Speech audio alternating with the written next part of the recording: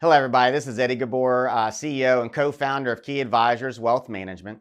I wanted to shoot this video to kind of pivot off of what I just discussed on Fox Business in regards to our game plan for the summer months. We've gotten a lot of national attention over the last year and a half for being very bearish and very defensive in our positioning. And timing does matter when you get out of a market. If you got out early before a major drop, it allows you the luxury of being more patient in regards to your entry points. If you didn't, then you're in a much different position. So we've been very patient. From a year-to-date perspective, we haven't participated in this tech rally. And again, when we take a look at when we exited the Qs and the NASDAQ, those levels still aren't where we were when we got out for a lot of the clients that we had at that particular time. So again, timing does matter in regards to your game plan and strategy, and you have to make your strategy customized to what your timing of when you entered or exited positions. Now that we've kind of gone through the first 6 months of this year, we have a pretty clear game plan on what we want to do here in the summer months. We believe the month of July is going to provide some headwinds as earnings come out. I think some of these earnings that are going to come out are going to show the fact that there is deceleration in revenue as well as profits for a lot of different areas. Of course, there'll be some pockets that are strong and there'll be some pockets that are weak. As we get these headwinds in July, or expect those headwinds in July, the areas that we're going to look to add to is we're going to look to add to healthcare. We already have healthcare as a position in our portfolios. We are going to add to healthcare. We're going to look to energy as well too. Look, these are areas that haven't really participated in this year's year-to-date rally that in our opinion have a pretty good upside potential over the long haul when we look to enter these positions.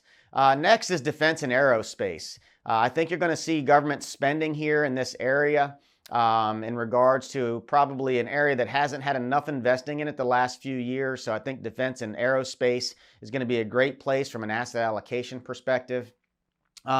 Next is going to be India, okay? We're looking internationally as well too, because again, I think we need to be more diversified than we ever have been in regards to where you're going to concentrate your positions, because we still have quite a bit of headwinds here domestically.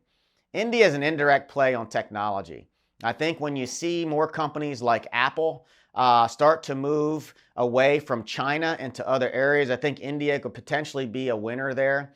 Because let's face it, the tensions that we have with China continue to accelerate.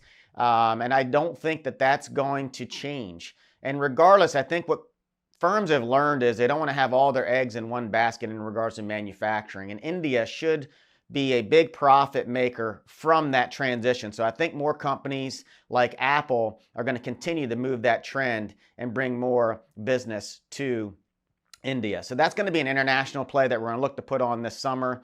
And then lastly, we're going to look at retail as well too. Retail has been one of the most beaten up areas.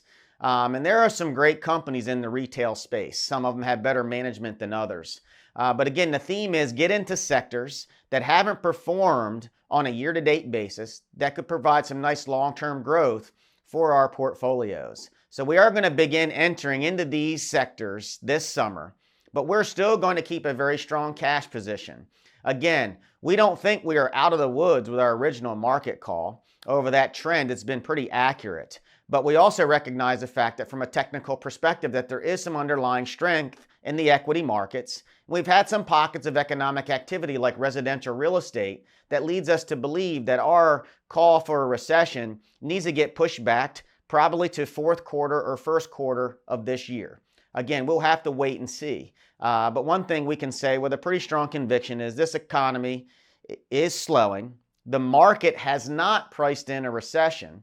And if we have a recession, we're going to get even much better entry points than even what we'll get this summer, as revenues and earnings could provide some potential headwinds. Sorry about that.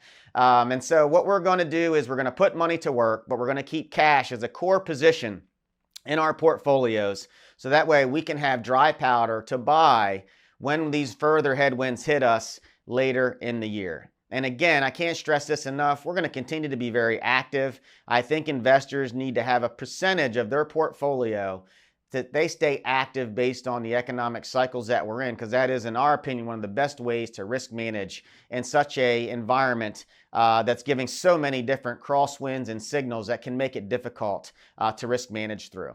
All right, so I wanted to give some more detail on what our game plan is, what we're looking to buy, why we're looking to buy it, and at the end of the day, I'll be completely transparent as when we pull the trigger on these areas and continue to keep you informed on what we do.